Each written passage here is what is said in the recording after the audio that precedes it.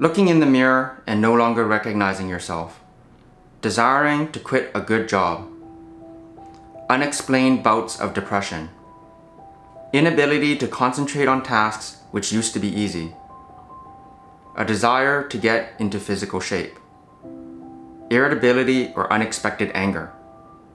A sudden interest in drawing, painting, writing books, or poetry. Thinking about death and wondering about the nature of death. Feeling trapped or tied down by fiscal responsibilities. Wanting to run away from everything. These are some of the most common characteristics or signs of a midlife crisis, according to a website called Personal Tao. I'll leave links to all of these resources in the video description below.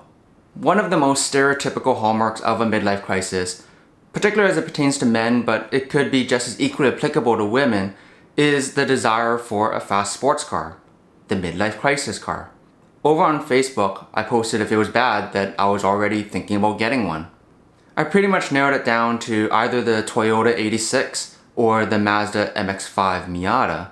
And one of my friends pointed out that these aren't midlife crisis cars, these are more like I was missing out on my teenage years. But maybe that's a big part of what a midlife crisis is, the feeling of a missed opportunity or a desire to relive your youth. A midlife crisis car doesn't have to be an Audi or a BMW or an Aston Martin. On WebMD, they say that one of the big signs of a midlife crisis is this feeling that your time for taking a new direction is running short, that you're running out of time. You develop this pressing need to make big changes in your life before it's too late. You stress over your inability to realize your youthful dreams. Researchers say that a midlife crisis can occur anywhere between the ages of 45 to 64, lasting between 3 and 10 years for men and about 2 to 5 years for women. It can be brought on by concerns about career, spousal relationships, personal relationships, parents, children, health. Some of you might think that I'm far too young to be going through a midlife crisis, but look at these gray hairs. These gray hairs that I've had since I was a tween.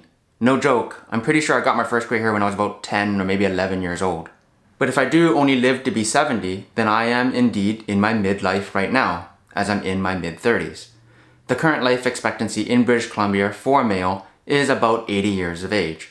Quick sidebar. Most people misunderstand what life expectancy actually means. When you hear that number, it refers to life expectancy at birth.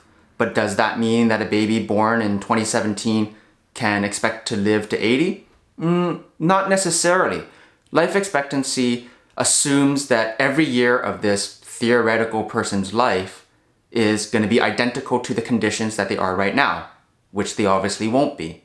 And as I mentioned, it is life expectancy at birth. A person who is 50 years old has an infinitely better shot at making it to 51 than someone who already passed away at age 49.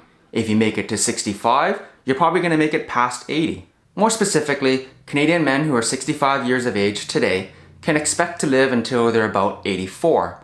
Canadian women are a little bit higher at 87. In my research on this subject, I've learned to differentiate between a midlife crisis and midlife stressors, because adulting is hard. Day-to-day stressors can really add up and they can be really overwhelming, but that doesn't necessarily mean that they're a midlife crisis. It just so happens that a lot of major life events happen right around midlife.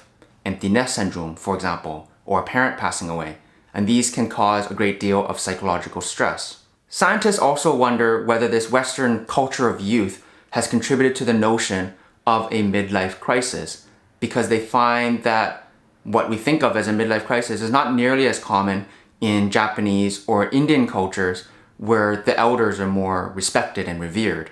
Getting old basically consists of 3 main phases. First, when you're young, you're hip, you're with it, and you actually participate in current trends.